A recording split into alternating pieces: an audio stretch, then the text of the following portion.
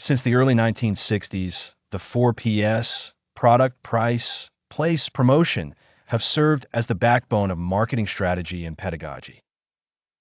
Championed by Jerome McCarthy, this approach empowers organizations to structure their value offerings with rigor and clarity. However, the digital volatility of the 2020s reveals that the 4PS alone are insufficient in an era defined by intense competition, information abundance, and machine-mediated interactions. As our module underlines, 21st century marketing must be re-centered on the consumer, a need addressed by Robert Lauterborn's 4CS model: consumer solution, cost to satisfy, convenience to buy, and communication. The task facing executives and strategists is to unify these frameworks into a cohesive whole, suitable for the dynamic, AI-first marketplace of 2026. The first axis of synthesis is the movement from product to consumer solution.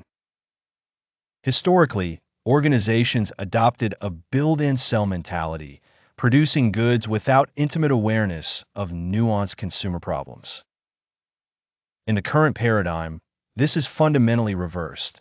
The journey begins with granular data on latent consumer needs, often illuminated through predictive AI and behavioral analytics.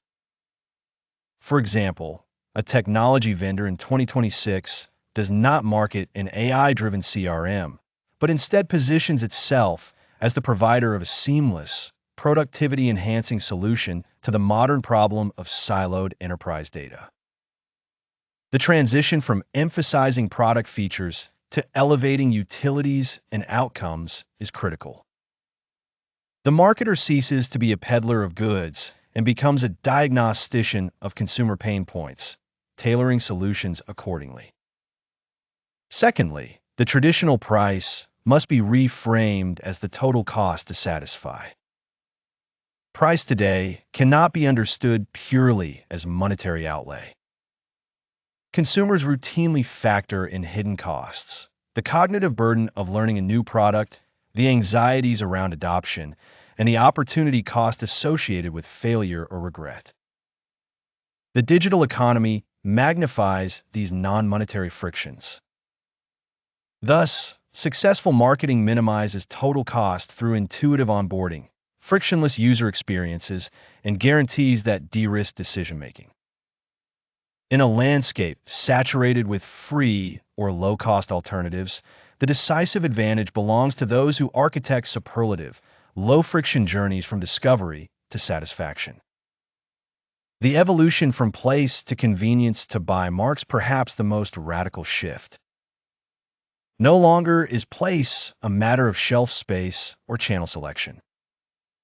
Digital consumers inhabit an omnipresent, always-on media environment, moving seamlessly across devices and platforms.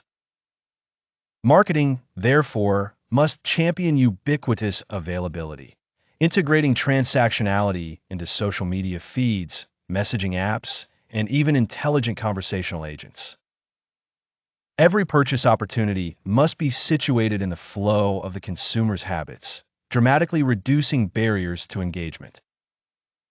The firm's supply chain becomes invisible, its distribution model distributed and virtual, a phenomenon best described as every-place marketing. Lastly, promotion advances into integrated communication. Traditional promotion often rehearsed the logic of persuasive broadcasting, one-way messaging amplified by brute repetition. Today, neither algorithmic feeds nor empowered communities tolerate such monologues.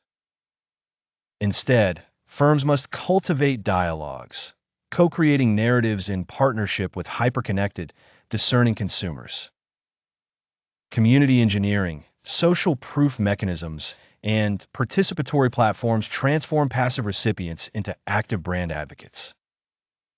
Thus, marketing is reframed as a continuous exchange, where the boundaries between sender and receiver dissolve into a collaborative ecosystem of mutual value. In conclusion, the 2026 synthesis of 4PS and 4CS offers not a contradiction, but a mutually reinforcing loop. The 4Ps supply the structural discipline essential to internal capability. The 4Cs inject empathy and responsiveness toward the evolving consumer context.